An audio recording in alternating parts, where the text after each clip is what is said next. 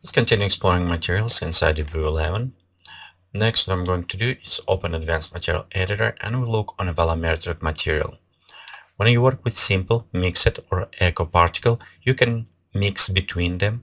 However, if we work with a volumetric material, you notice right here we don't have options add additional layers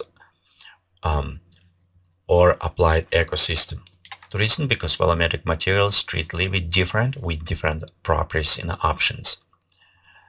Right. One thing also notice about volumetric material, we also here it's where we have the option for the hypertexture. If you need look on more details on a material different how they work, I do recommend check our website for tutorials about materials complete guide inside the view where we're going in more details on all options. So let's continue on volumetric material. Right here we have our density production, if you notice, and as a color we have only one select color. So let's change this color to the red. Okay, you can see how it's modified. Density production, we'll go and change this to just Perlin noise. Okay, let's increase overall density. Okay, you can see as well. You know what, let's do a little bit stronger, kind of more points. Also fuzziness, which applied more closer to the end, stronger or softer. You also can control fuzziness based on a function. Simple, we can go and connect directly.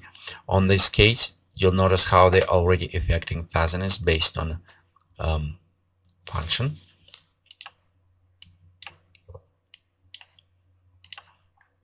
This point, we also have a quality boost. They're going more to the better quality, the better render, but again, it's take a little bit longer to render. As well, we can have a distance field, and this is create more accurate simulations of the fog. However, with these ones, it will affect and calculating, and this is take a little bit more time to calculate when you start rendering.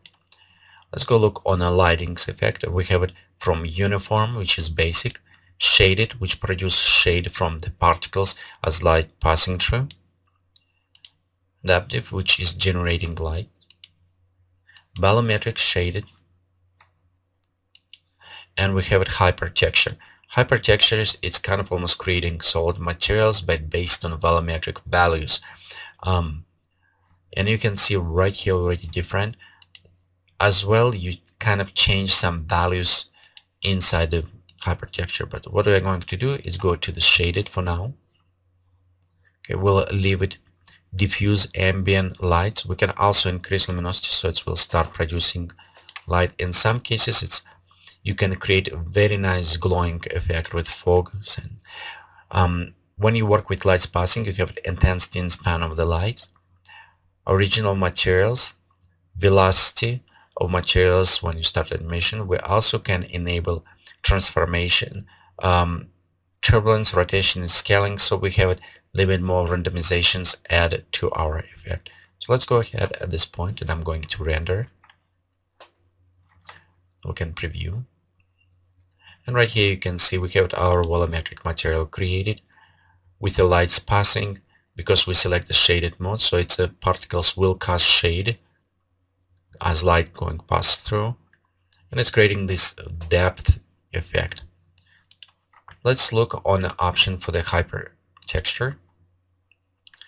You'll notice on color and density we have it slightly different options, and I'm going to edit this material.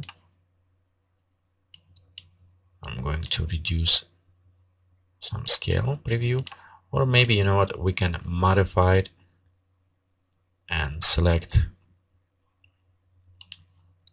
on fabrics just slightly different so you can preview at this point.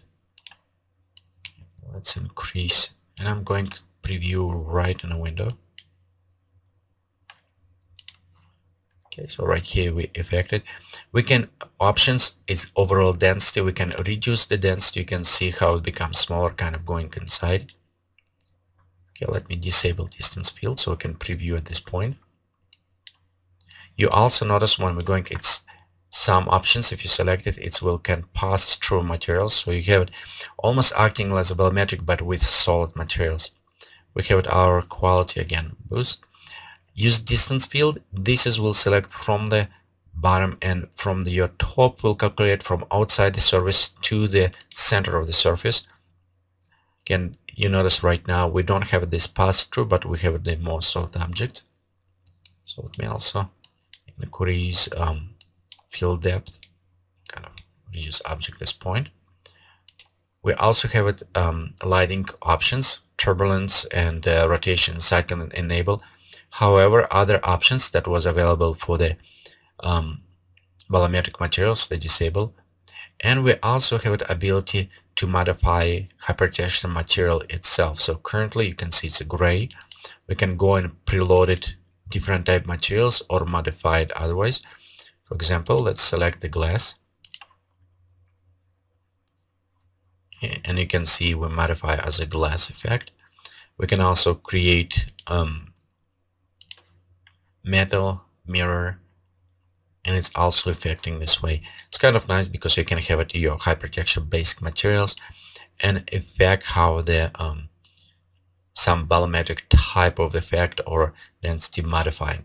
Again, this is not as it's not material displacement, so it's work a little bit differently. It's work more with different formal calculations, why it's called hypertexture. So let's go ahead and render. Okay, right here we're done. And you can see the best parts about hypertexture that they can be animated, and you can have a lot of fun by using those materials, creating a very unique type of the terrains or materials by using hypertexture. Thank you for watching this tutorial from Geekatplay Studio. Please remember, visit us on the web is www.geekatplay.com.